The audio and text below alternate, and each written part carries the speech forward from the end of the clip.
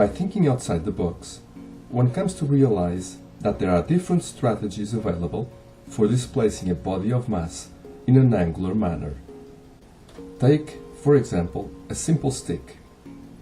Upon wishing to displace one of its ends, one can, for sure, do so by pivoting the whole stick around its opposite end, which leads us to second and third class levers.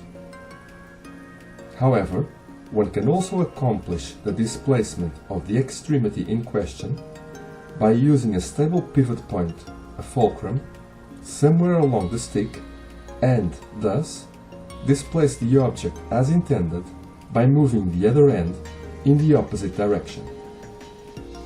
With the previous analysis of the first scenario having brought about an understanding of the second and third class levers, let us now focus on the second scenario for performing angular displacements and, in turn, close the door on this topic of levers.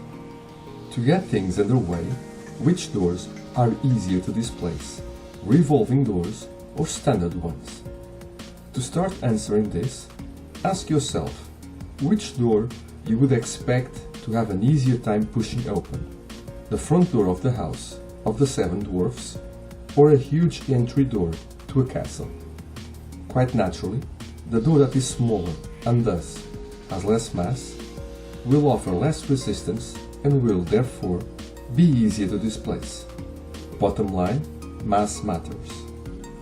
Therefore, if instead of pivoting the entirety of a door around one of its sides, by placing the pivot point closer to its center of mass, less mass needs to be displaced in the desired direction when compared with a standard door swinging its whole mass around one of its sides. Furthermore, the mass that is being subtracted from the desired motion is actually being displaced in the opposite direction, which creates additional kinetic energy that is added to one's pushing effort. Consequently, the natural end result is that having an object pivoting not around one of its sides, but around a hinge point that is closer to its center of gravity, tends to either generate a faster movement or, alternatively, call for less effort to be exerted.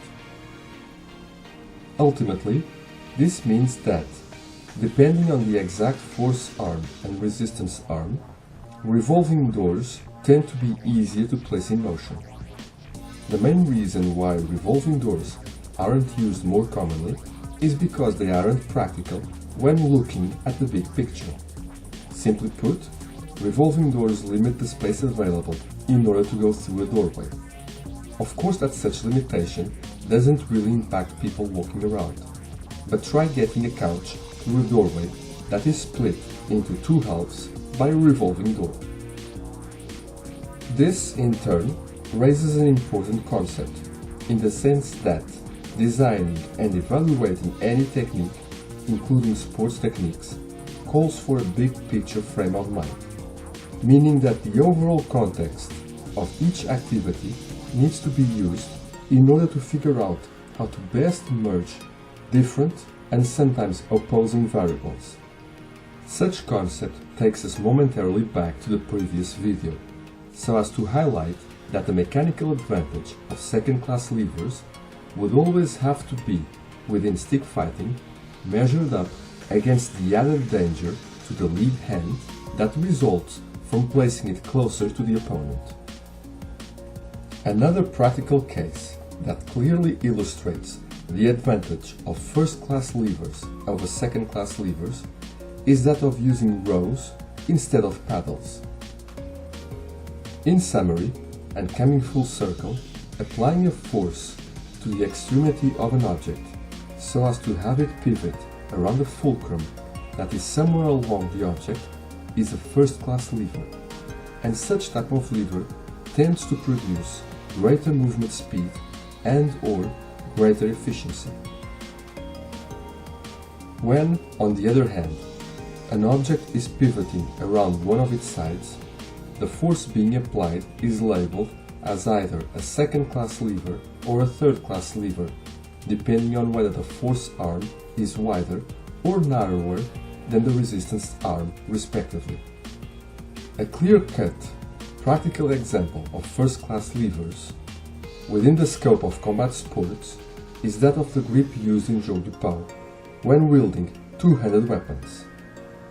On our next Sports Sciences video, we'll be covering this in greater depth, and thus answer the million-dollar question that tends to puzzle non-JdP practitioners. Why is it that we place the dominant hand at the back?